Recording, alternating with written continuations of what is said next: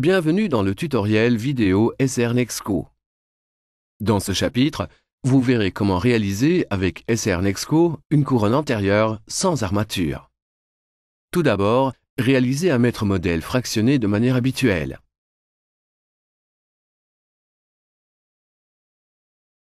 Dégagez et marquez les limites de la préparation. Il est recommandé d'appliquer du Model Sealer pour durcir la surface et protéger le moignon.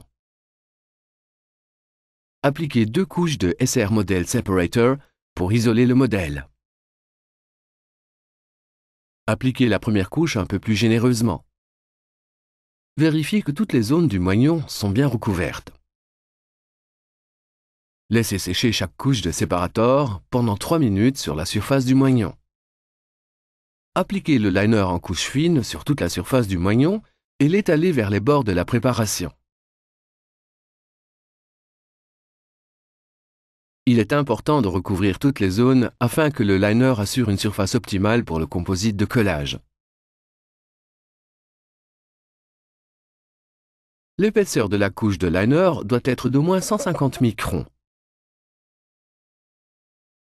Pour améliorer la transmission de la lumière dans la zone cervicale, appliquez le liner incisal sur la zone marginale. Cela créera une transition harmonieuse entre la gencive et la restauration. Pré-polymérisez le liner maintenant en exposant chaque face pendant 20 secondes à la lumière de la lampe Qweek. Ne pas séparer le liner polymérisé du moignon. Retirez soigneusement la couche inhibée sur la surface du liner à l'aide d'une éponge à usage unique. Maintenant, la couronne antérieure peut être stratifiée. Pressez fermement la première couche de matériau dentine sur le liner pour garantir une liaison efficace entre le liner et le composite de laboratoire. Pré-polymérisez chaque couche de dentine pendant 20 secondes à l'aide de la lampe Qweek. Ensuite, ajoutez du matériau dentine sur les zones marginales.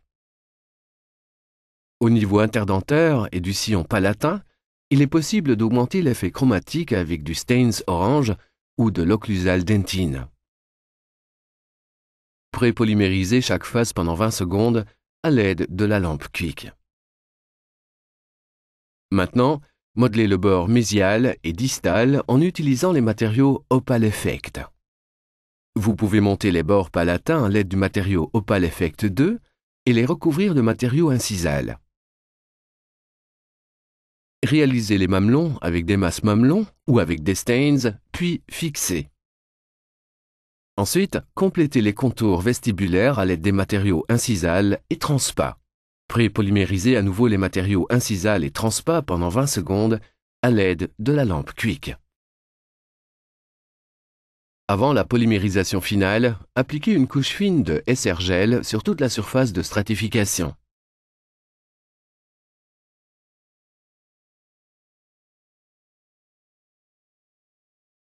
Veuillez respecter les recommandations suivantes pour la polymérisation finale des couronnes antérieures. Lorsque la polymérisation est terminée, éliminez complètement le SR Gel à l'eau courante ou au jet de vapeur. Finir les restaurations à l'aide de fraises tungstène ou de disques fins diamantés. Éliminez la fine couche inhibée et créer une forme naturelle et un état de surface. Polir soigneusement les surfaces à l'aide de polissoirs en caoutchouc et disques en silicone.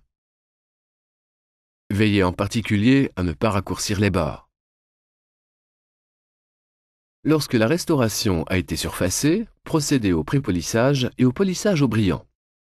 Utilisez la pâte à polir Universal Polishing Paste et une brosse en poil de chèvre pour le pré-polissage. Pour le polissage au brillant, utilisez un disque en coton ou en cuir. Veuillez noter que les restaurations SR Nexco sans armature doivent obligatoirement être collées. Pour de plus amples informations sur la procédure d'application, veuillez vous référer au mode d'emploi SR Nexco.